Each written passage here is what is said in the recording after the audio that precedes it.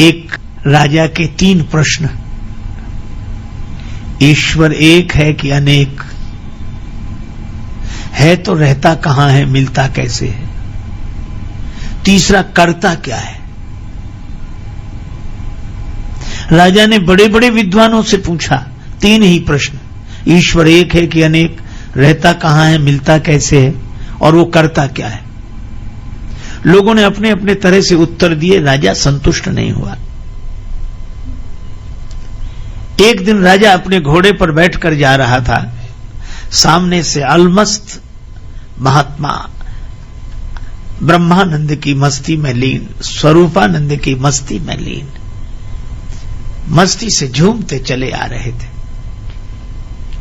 इसने महात्मा को देखा तो वही प्रश्न किया कि ईश्वर एक है कि अनेक, रहता कहां है, मिलता कैसे है, और करता क्या है?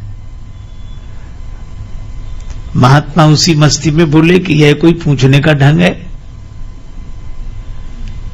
तुम घोड़े पर बैठे हो, हम रास्ते में खड़े हैं। अरे पहले कहीं ठहरा,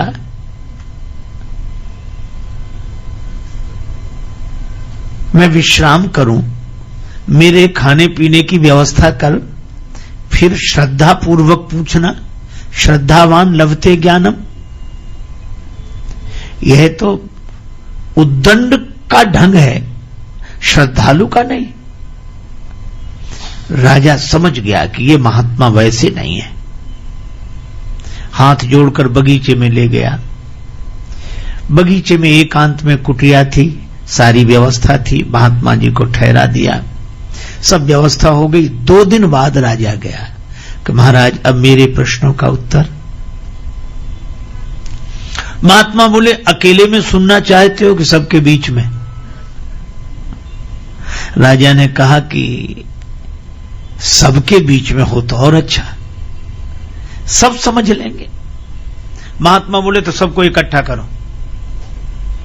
महाराज तो ये आज 1-2 दिन में तो सब इकट्ठे नहीं हो पाएंगे, हम सूचना करेंगे और तब धीरे धीरे धीरे सब लोग इकट्ठे होंगे।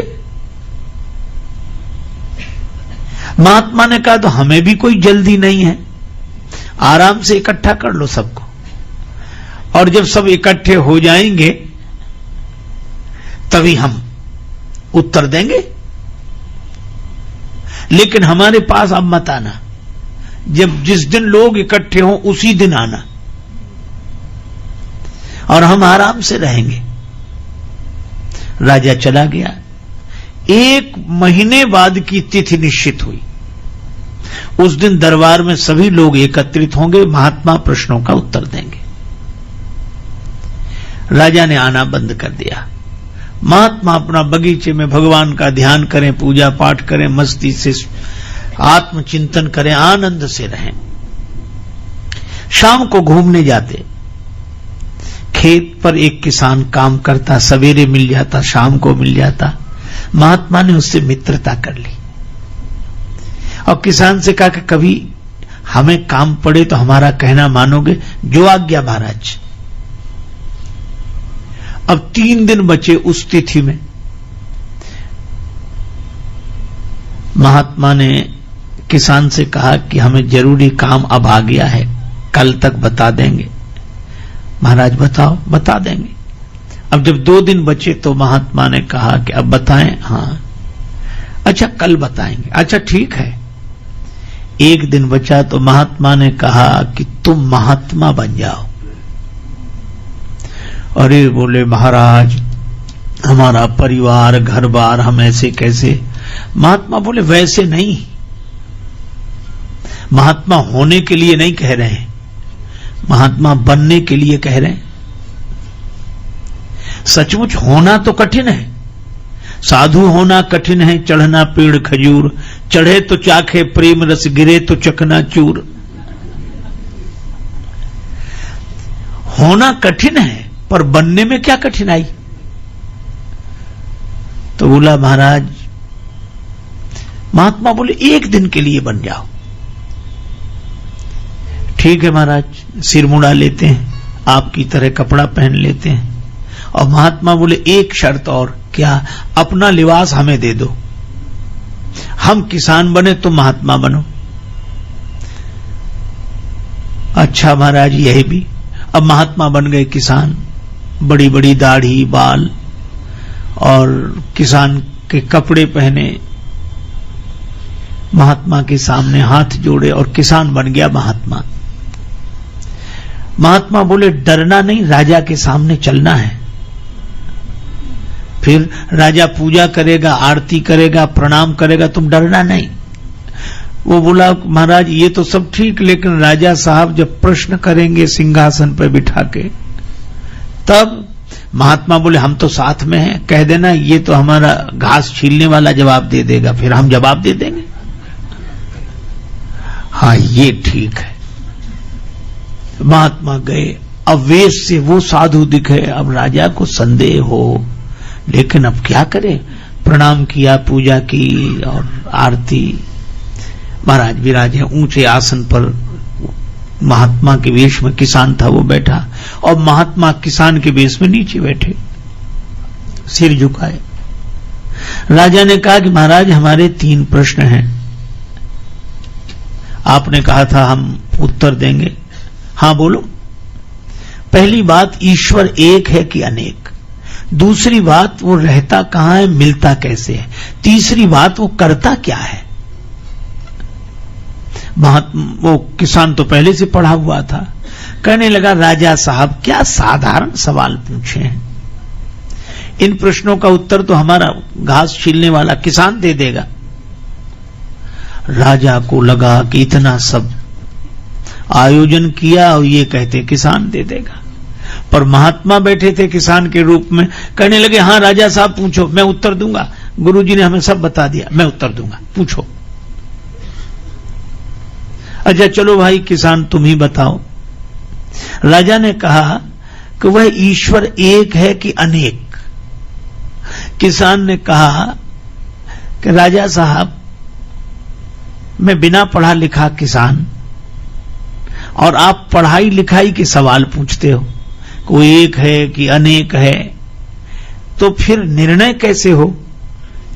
एक काम करो राजा साहब, आप कुछ मणियां मंगा लो, ठीक है, गिनना आप, फैसला हम करेंगे।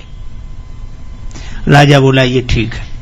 एक थाल में मणियां आ गई, अब राजा ने गिनना शुरू किया, एक मणि उठाई, और एक मणि उठाकर राजा बोला 1। किसान ने कहा बिल्कुल ठीक, रख दो, रख दी। अब दूसरी मणि उठाई, राजा बोला 2। किसान के रूप में महात्मा थे, वो बोले झूठ बोलते हो, देखो हाथ में 2 है कि 1? कहा है तो 1। बोले फिर 2 क्यों कहते हो? महाराज लिखा है ऐसा। अरे लिखा है पर देख देख कर, दिखने में 1 है कि नहीं? अच्छा वैसे 1 है? बोले हाँ है तो 1 ही। बोले फिर 2 क्यों बोलते हो? अब उसने कहा गिनती मुश्किल हो जाएगी।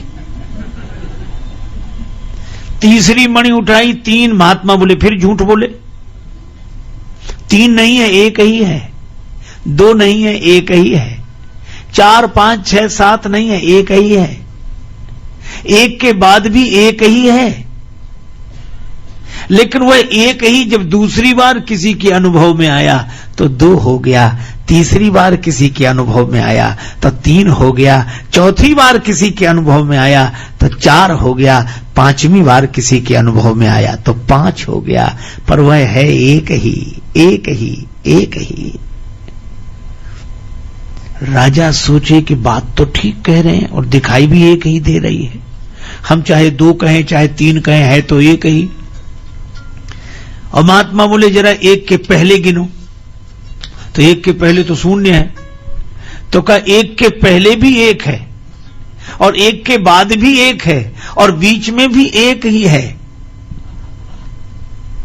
इसी तरह परमात्मा 1 ही है, पर दूसरी बार किसी को मिला तो 2 हो गया, तीसरी बार किसी को मिला तो 3 हो गया, चौथी बार किसी को मिला तो 4, 5वीं बार किसी को मिला तो 5। पर वह एक है, एक है, एक है, एक के पहले भी वही एक है और एक के बाद भी वही एक है और बीच में भी वही एक है। राजा ने तो हाथ जोड़ लिए कि महाराज ऐसा समाधान नहीं सुना, न कोई चौपाई, न दोहा, न श्लोक, न कोई ग्रंथ, किसी का प्रमाण नहीं। और गिनने की सही बात है, हम देखते हैं तो एक ही दिखता है। ये 2, 3, 4 तो हमें सिखा दिया गया है, पढ़ा दिया गया है। अगर ये सीखी हुई पढ़ाई छोड़कर देखें तो एक ही है। बड़ा सुंदर उत्तर दिया महाराज, हम मान गए कि ईश्वर एक है, एक है, एक। अच्छा एक बात बताओ, रहता कहां है, मिलता कैसे? महात्मा बोले तुम कठिन कठिन सवाल पूछते हो, खिलाते पिलाते कुछ हो नहीं। तो महाराज क्या, दूध मंगाओ। एक कटोरे में दूध आ गया। अब वो महात्मा दूध तो पिए नहीं, दूध में उंगली घुमावे ऐसे। अरे ये दूध में उंगली क्यों घुमा रहे हो? महात्मा बोले सुना है इस दूध में घी रहता है। तो हम सोचते हैं घी निकाल कर खा लें। राजा बोला आप भी पागलों जैसी बातें करते हैं। दूध तो रहता है पर ऐसे थोड़ा ही मिलता है। कैसे मिलता है? और दूध को जमाना पड़ता है, दही बनाना पड़ता है, फिर मंथन करना पड़ता है, फिर मक्खन निकलता है, फिर आग में तपाना पड़ता है, तब घी मिलता है दूध में ही। पर बातों से नहीं मिलता है, उसकी विधि है, उसका पालन करने से मिलता है। महात्मा ने कटोरा रख दिया। दूध पी लो का दूध नहीं पीना, तुम्हारे प्रश्न का उत्तर देना था। तुम कहते हो रहता कहां है और मिलता कैसे है? जैसे दूध में घी रहता है इसी तरह परमात्मा तुम्ही में समाया हुआ है, तुम्ही में समाया हुआ है, लेकिन वह बातों से नहीं मिलता, उसकी विधि है। पहले निष्ठा जमानी पड़ती है, फिर विचार की मथानी से उसे मथना पड़ता है, तब वैराग्य का मक्खन निकलता है, फिर तपस्या की अग्नि में तपाते हैं, तब घी प्रकट होता है। वह इसी तरह वह परमात्मा तुम्हारे भीतर से ही प्रकट हो जाएगा, पर उसकी विधि है। राजा बोला कमाल का, ऐसा उत्तर नहीं सुना। अच्छा एक अंतिम सवाल, करता क्या है? महात्मा बोले कि अब एक बात बताओ, तुम सवाल पूछ रहे हो, मैं उत्तर दे रहा हूं, तो तुम हमारे गुरु हो कि हम तुम्हारे गुरु? राजा बोला गुरु तो आप ही हो। महात्मा बोले फिर ये कोई ढंग है कि तुम सिंहासन पर राजा बने बैठे रहो, हम नीचे बैठे रहे? फिर उतरो नीचे। राजा नीचे उतरा और किसान के रूप में महात्मा सिंहासन पर जाकर बैठ गए। अब राजा नीचे बैठा, कुछ उत्तर पाने के लिए महात्मा बोले ही नहीं, तो कहा कि महाराज आपने उत्तर नहीं दिया। किसान बोला यही करता है, राजा को किसान की जगह बिठा देता है, किसान को राजा की जगह बिठा देता है, बड़ों को छोटा बना देना, छोटे को बड़ा बना देना, यही उसका काम है, रोज यही करता रहता है। मसकई करई विरंज प्रभु अजहि मसकते ही।